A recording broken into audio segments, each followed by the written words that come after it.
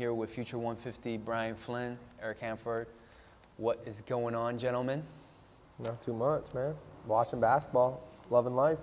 I mean, this is the dream, man, getting to see all these kids from all over the country in here. You know, they're performing, they're showing out, and we get to see who really is the best in the country right now.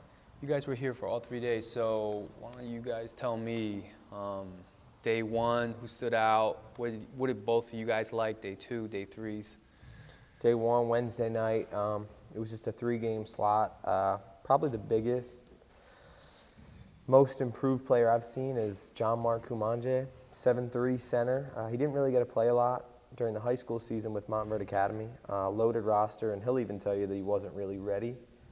Really came on over the past few months, and Wednesday night, I mean, it was really his coming out party. Dunking everything, rebounding everything, blocking shots, just playing at a high level. And since he's been here, he's picked up offers from UConn, Tennessee, Washington, USC, Louisville. So, I mean, he's kind of gone from, you know, a really unknown kind of a project player to, you know, a bona fide high major at this point. What about you? A kid that really stood out to me is Donovan Mitchell, a kid that people in the Northeast are very familiar with at a Brewster Academy. He's kind of shown that he can really play either guard position now, and even has made the transition more to point guard than he was a couple years ago, where he was clearly a shooting guard. For me, seeing how physical he still is with his speed and now his vision, he's going to make a push up our rankings, and I think up everybody else's rankings as well. And I know Rick Pitino loves him. He offered him as soon as he left here on Thursday, as well as USF and Memphis have also extended offers. What do they have him on? ESPN was like 70-something, I think? Yeah, for a while, and then they dropped him. Oh. So now I think he was at one point where everyone saw how physically gifted he was, ranked him on his potential, and then he kind of dropped off a little bit, and now he's back, and he's showing that he's better than ever. Okay. So that's day one. What about day two or other guys that, you know? I would say one of the younger kids here, Derryck Thornton, 2016 point guard. We have him in the top 10, top 15 range. We saw him at NBA camp a few weeks back, really showed out. And then he came here, and, you know, he's really been, you know, pretty much destroying people. He's one of those quiet destroyer kids. He's not going to, you know, throw down big dunks. He's super skilled. Fills the stat sheet. I think the first night against Oregon commit Kendall Small, he had 10 points, 7 assists, 5 rebounds. You know, so he gets the work. He gets work done, and, you know, he does it in his own way and quietly. But, you know, he's without a doubt one of the top kids here. Another point guard, local kid, Cherry Hill East, New Jersey point guard Jake Silpe, 2015 kid, Ivy League, Patriot League, really high on him. He came here with a chip on his shoulder. He actually tried out for the open run in Philly and did not make it. And he got a call a few days before the event that he was going to be actually selected to play. So he came here with the, you know, kind of the chip on his shoulder that, you know, I wasn't selected, and I'm going to show you why I should have been. And with his on-ball defense and the way that he kind of runs the team and commands everybody around him, I know that Iowa and Rutgers and a few other, you know, high majors have been sniffing around, and they're really liking what they see from him. Wow, how lucky is that, huh? Yeah. Get in the door and then boom. And one more thing about Silpe too, man. Like, he's just one of those kids that flat out wins. He reminds me a lot of Matt Farrell, another kid from, you know, South Jersey, who kind of played his way, and, you know, people were worried about his limitations athletically. Could he guard the point guard position at the high major level? Eventually, it came down to the fact that Matt Farrell wins a lot more than he loses, and that's something that Jake Silpe also has. Wow. Did you see anybody today or? Over the past 2 days, there's been a couple kids that really stood out to me. One of which is a kid that we have ranked very highly, higher than anybody else, Dwayne Bacon out of Florida. He's going to transfer to Oak Hill next year, which is kind of scary to think because he's very good already, and no one gets worse when they go to Oak Hill. Everyone only gets better. So Dwayne is kind of a 2-3, you know, probably going to play the small forward at the next level just because he needs to be a little quicker if he was going to play shooting guard. Can really handle the ball. The thing that stands out to Dwayne about me is his ability to make others around him better and his vision. For a player his size, he shouldn't be able to pass the ball the way he does. But he's also a complete player. Like, he's a very good scorer. He rebounds the ball well. He defends. And he kind of still plays with this chip on his shoulder that he's kind of had since his freshman year. In the rankings industry, we're the only group that will rank freshmen. Okay. So we've known about Dwayne for a long time, and I know that he's always wanted to kind of prove to everybody that, hey, I'm one of the best players in my class. You can't forget about me. And it now seems that the rest of the country is kind of starting to drop on him a little bit, and he's used this week to prove to them that you shouldn't be dropping me. I'm still as good as I ever was, and I'm only going to get better. Another kid that really impressed me is Markis McDuffie. Again, You another like him.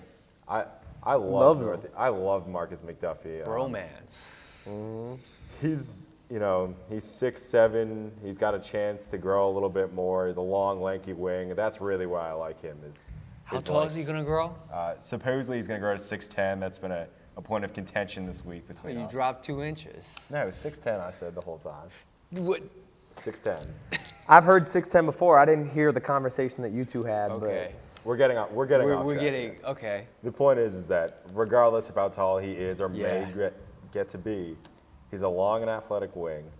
He needs to improve his shooting stroke, but if he does, he's a matchup nightmare. He plays at St. Anthony's under the legendary Bobby Hurley. Again, people in the Northeast are clearly going to know who that is. And you know he's going to be held accountable and work hard. And I think that's something that a team like VCU and Creighton saw what he brings to the table this week and decided to finally pull the trigger on him. They offered him? Yes, Oh, VCU wow. and Creighton both offered this Wow. week. So if he adds a little more strength and gets that shooting stroke down, I think the rest of the country's going to kind of see him again, and really his recruitment's going to ramp up to another level. But I think if you put him in VCU system where they're getting up and down the floor and he can flourish in transition and show off his game, I mean, I think that's really the ideal for him. If we're going to talk about anyone who's really stood out, we can't forget Derrick Jones. I mean, he might be the MVP of the whole week based on how his skills have seemingly come together. He's always been a freak run and jump athlete. Yeah. 6'6", long, explosive, great second jump. And this week he's just been destroying it in terms of being able to actually shoot the ball from the perimeter. He's been attacking. He's been finishing at the rim, which he's had trouble with due to lack of upper body strength. And I mean, he's just been a problem all around. And I would have to say he's probably been the player who far and away has impressed me the most. He's to your this number point. 1, number 2, 3, 4, 5, 6, Pretty 7, much 8, 9, 1 10. through 10, and then the rest of these guys will come after Derrick Jones, Derrick Jones. Derrick Jones. And right now we have him at 29 in the country, which seemed about right. But if he continues to play like he's played this week, he's going to be bumped up without a doubt. Wow. Now, we talked about good showings. What about the disappointments? A kid that kind of was a little disappointing to me, and I feel bad saying it because every time I've seen him before this week, he's been consistently one of the best scorers in the country. And I kind of thought he would do that here, has been Admon Gilder. Now, when I say he's a slight disappointment, I mean really slightly, because he's had his share of good games too. But if you're going to be an elite level scorer and you really don't bring anything else to the table, you need to be putting up points in every single game, or else why are you on the floor? And he had a couple of games this week. It seemed like every time I watched him, instead of Eric watching him, he kind of faded into the crowd a little bit to the point where, he would make a couple of shots and I go, oh, who's, almost look back in the sheet and be like, oh, is that Admon? I've seen him put up 30, 35 on some of the other best shooting guards in the country before. So to see him kind of be as quiet and towards the middle of the pack as he's been was a little disappointing to me. What do you got? I got to go with Diamond Stone. If you want to be a top 5 player, which is where we have him ranked, the expectation level is high every time, media, coaches, anybody's in the gym.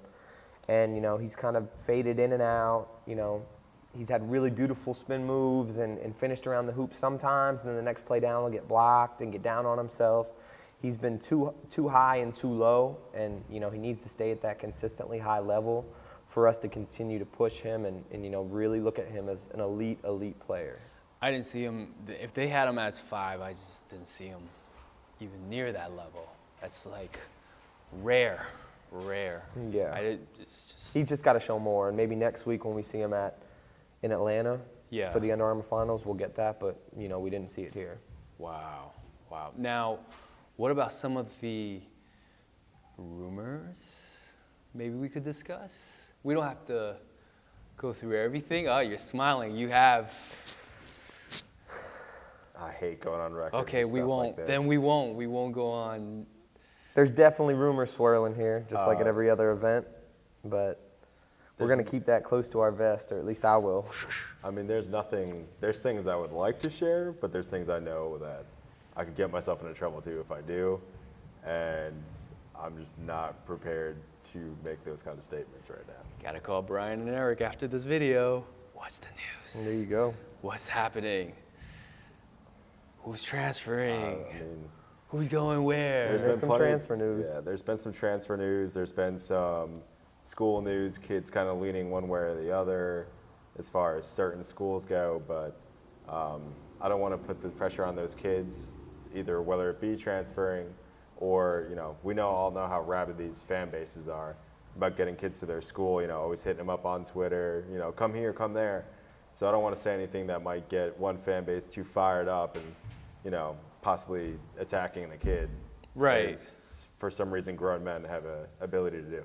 You didn't go to my school. Right. Why? Yeah. I thought this whole event ran very well. A lot of coaches. Any schools that surprised you that came all the way out to this East Coast area? Yeah, I mean, it was weird kind of seeing them, and we should have expected it, knowing that Kendall Small, who is an Oregon commit, was out here. But it seemed that Kendall's commitment to them has been pretty solid. So I get that you want to watch your guy that's already committed to you verbally, but the fact that they came from Oregon to Philly, it's a pretty long trip to make. Obviously, they have a couple other targets here that they're looking at, or else, you're not making the trip to watch your one committed guy during the first live period halfway across the country. It's just, in the college game, it's just not a good use of your time. Yeah. What about you? I would say seeing Cal in the building, not Coach Cal, Cal Golden Bears, West Coast Cal. They came on Wednesday? I think they were here they may have been here for more than one day actually, but it's not too much of a surprise because ever since Konzo took over at Cal, they're he really comes up here. Yeah, they're really really going to recruit nationally all over, and I wouldn't say Mike Montgomery was strictly a West Coast guy, but Konzo really exactly, and Konzo is really making it a point to recruit nationally, and there's going to be no boundaries. So and that staff they're East Coast guys. Yeah. Outside of Yanni Huffnagel, who used to be a Vanderbilt assistant, and before that Yanni was up at Harvard. But Yanni has always recruited California extremely well, which is why they brought him on board. But a guy like Tracy Webster, who's been at Tennessee with Konzo for the past few years, I mean, he's been a Northeast guy his entire career. So seeing them here wasn't as surprising as seeing somebody like Oregon, because this is where their roots are. They know they can recruit near. They have the relationships to do it. But still, like Eric said, anytime you see that Cal Bear logo in Pennsylvania, you kind of pick your head up a little bit and go, all right, you're really coming Or it after could be somebody. the California, Pennsylvania school. What is that? Cal UP. Cal UP. There you Vulcans, go. baby, Vulcans. But it's a testament to how good this event is and how well it's been, marketed and ran, that they're bringing coaches in from all over because of the level of talent that's here. So, I mean, I think it speaks a lot for the growth of the Reebok brand and this camp in particular over the past few years to get, coaches from all over who see this as a destination during the first live period. I thought my two surprises were USC was here and Thunder Dan Marley. Yeah, Grand Canyon University. Yeah. They bought their way into the conference, I think. There was an article about it a few months back, I think, on the New York Times. But, I saw him. He was like he's like one of the biggest coaches in shape. Oh, yeah, definitely. He still looks like he could definitely kill somebody if he wanted to, or get on the court and... He might mess around in practice, I'm not going to lie. Yeah. I think he could throw down on some of these guys. Yeah, he that would are hurt playing in somebody. this Not tournament. Derrick Jones type, but he could Yeah. probably get up a little bit still. He still got some legs. I would say. I got to say, one of the people that I wasn't surprised to see here, I'm kind of almost surprised to see him be here this late, a guy that used to coach at BU, now coaches at George Washington, Carmen Marciarello, who was actually one of the first players to come out of Albany City Rocks and get a scholarship. He just took the George Washington assistant job like a month ago, 2 months ago now. And Colin Goss, who's a center here, who's played up and down throughout the week. He's already a GW commit, which, again, if you're in the region, you want to stop by, see your guy, you see your guy. But it was interesting to kind of see that and also their head coach, Mike Longer, who used to coach at Vermont as well. They were both in the building throughout the week and kind of a really, had a presence going. And they're kind of not going after those elite level players because they're restricted by the fact that they're not a high major program yet. They have academic restrictions. But they're definitely here for that second tier. That there's a very big group of mid-major players, and it seems like there's a very big group of high academic players here from talking to the kids and just interacting with them. And I think a school like that can probably clean up at an event like this. Wow. There's a lot of high school coaches. This is the first time I've seen Coach Hurley here, too. I've never seen him at a summer. It's a destination, it says a lot about the event. Everyone wants to be here.